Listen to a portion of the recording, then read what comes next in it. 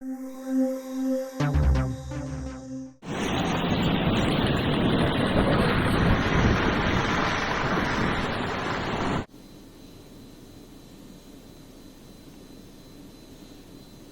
afternoon. I want to welcome everyone here to the International Diabetes Center at Park Nicollet Health Services. I want to thank you all for joining us today. Welcome to United States Senator Al Franken and your staff. Thank you very much for being here. And our frequent partner, the American Diabetes Association, as both of our organizations work in complementary ways to really do our best to stop diabetes. So when we talk about stopping diabetes, to us, that means stopping or preventing the complications of diabetes by providing the best possible care we can, but also stopping diabetes, as you know, means stopping that wave of the epidemic of new cases of diabetes.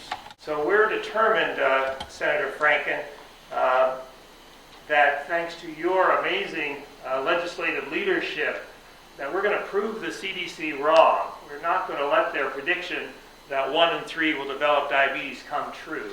So we're working with you. We thank you for your leadership so we can really stop diabetes. The program teaches people at risk for diabetes about lifestyle changes necessary to prevent the disease. Senator Franken knows the importance of the ICAM program. Last year, he got legislation passed to establish the National Diabetes Prevention Program, and I want to thank him for all his hard work and effort. My goal for 2011 is to spread the message of diabetes prevention and the need to stop diabetes, specifically to African American women between the ages of 25 and 45, who are twice as likely to be affected by this disease. It's quite clear that when Senator Franken came to Washington, he was a clear voice for and supportive of the diabetes community. And despite his inherent shyness, he's always been outspoken and a very vocal supporter of the diabetes community. So Senator Franken, on behalf of the American Diabetes Association and on behalf of everyone here, thanks for your support of the Diabetes Prevention Act and you with Senator Lugar making this possible and part of affordable care in the next century for all Americans. My pleasure that the American Diabetes Association recognizes Senator Al Franken with its 2010 Distinguished Leadership in Diabetes Policy Award. Senator Franken, thank you. Is presented to the Honorable Al Franken with deepest gratitude for your enduring leadership on behalf of people affected by diabetes and your commitment to stopping the diabetes epidemic. This award means a tremendous amount to me. One of the first things I wanted to do when I got to Washington was to work on prevention. We've got 24 million Americans suffering from diabetes. It costs the country more than $174 billion per year to treat diabetes, and the epidemic is getting worse. The research showed that the diabetes prevention program can prevent diabetes through a 16-week intensive lifestyle program, and it costs less than $300 per person per year. And it's proven to cut the risk of diabetes by more than half, by about 60%. And last spring, United Health Group announced that it's piloting our diabetes prevention program across the country because it saves money.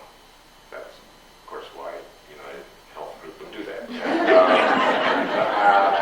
It's a big deal when private insurers get involved in public health like this, because we really need everyone involved in public health.